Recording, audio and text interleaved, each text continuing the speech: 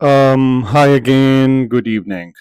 My name is Aslam Kakar, and I have been absent for a long time.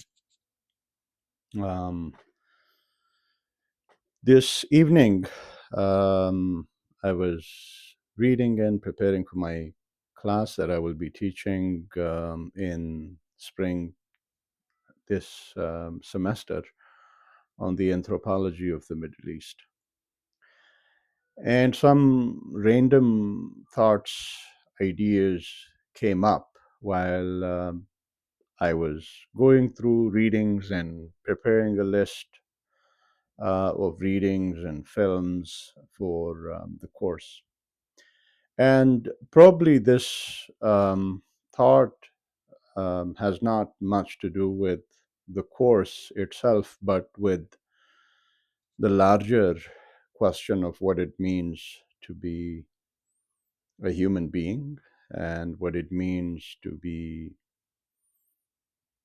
a human, particularly with a mind and senses and feelings and questions and what it means to be alive, not just in biological, physical sense, but in emotional, political, philosophical sense, and in short, in intellectual sense.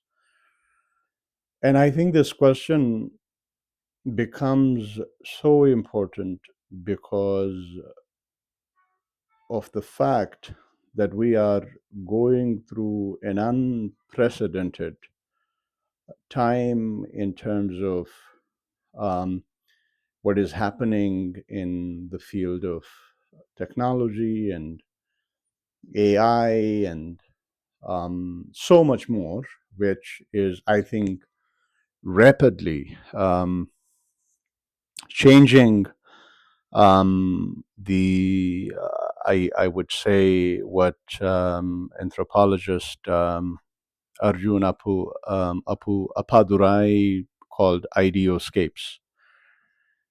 And I think that question becomes central here because so many of us are sorry, this song is distracting me a little bit.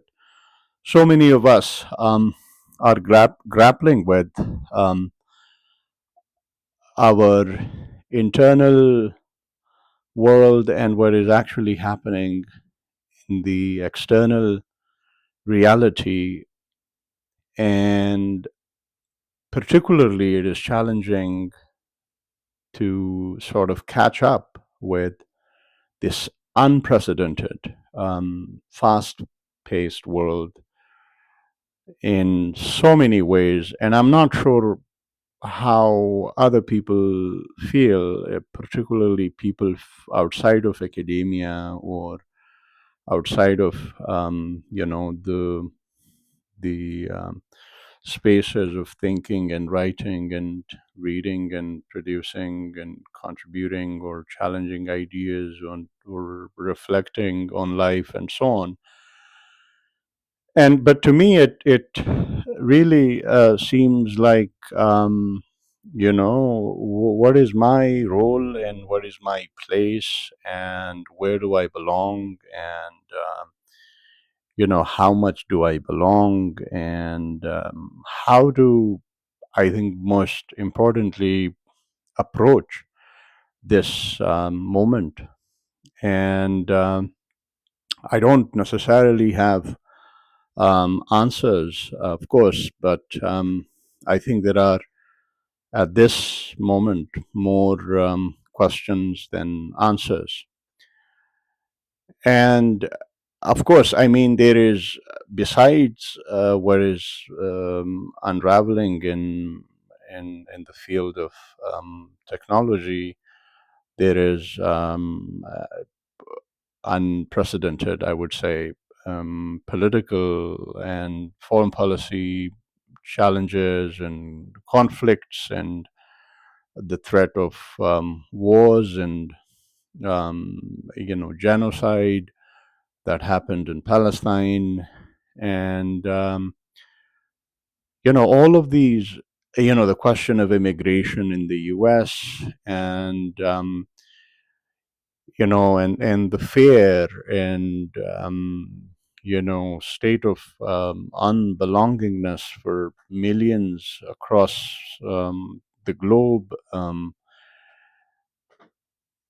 these are heavy questions to wrestle with. Especially when employment have become quite uncertain, and economic systems are not fit to take care of the financial needs and of so many human beings, right? And so I think this is a lot for a person to think about, not just me, but many people, right? So what do you do? How do you sit through these moments? And these are not moments as in like 5 minutes or 10 minutes or 15 minutes or days or weeks, but these are, it seems to me that this is going to be more than months or even years, right? um, I don't know. I mean, I have my concrete sort of plans and goals that I am working on, such as, for example, preparing this syllabus for the course, which I'm very excited about, and lots of new voices and thinkers and intellectuals that I am discovering in the Middle East. For example, Samir Kassir, Sadiq Jalal Al Azm, and many others, right? And as I go through, you know, the history of human thought, I mean, and not necessarily tracing it to its origins. Although I'm very curious about, of course, that impossible project and task, which I, from time to time, um, indulge myself in. And but I think, to in short, what I am trying to say is that as I read the history of thought in particular places, such as in this case in the Middle East, in the Arab world, it's fascinating. I mean, it seems to me that these moments like this, I mean, it is of like, for example, the change in rapid changes in technology could be something very unique to our time, but probably even not that is necessarily unique, because there were technological changes in the past which were unique in their own ways too. The people and the state of societies they were in at the time. But I guess the the the short of it, of this long roundabout way of expressing this thought, is that I go back to these people, and I think, for me, I think what really helps is to slow down and to read texts that was written 100 years ago, 200 years ago, and engage in these books, and you discover that we are, in a way, dealing with, in some strange way, um, we're dealing with things that people in the past in different ways dealt with and wrote about and thought about.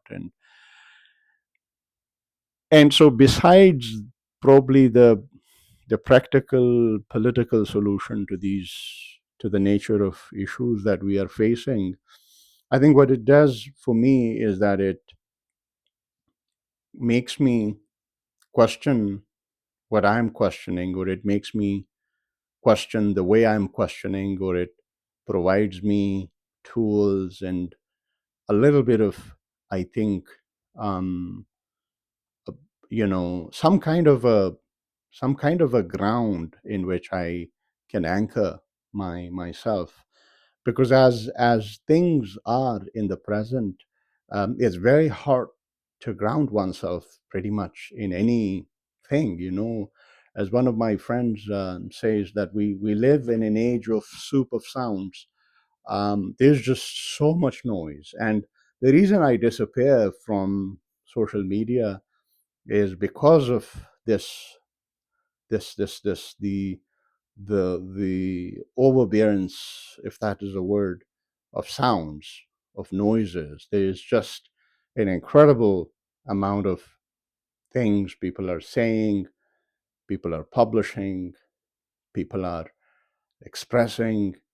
And I think the thing that is lacking incredibly is the slowing down and grounding ourselves back in the historical text, and not just necessarily the historical text or the philosophical text, or like asking permanent questions, important questions, and actually sitting with ourselves, and not necessarily, you know, desiring the answers immediately, because sometimes there are no answers, and it's okay. I think long term changes take long term,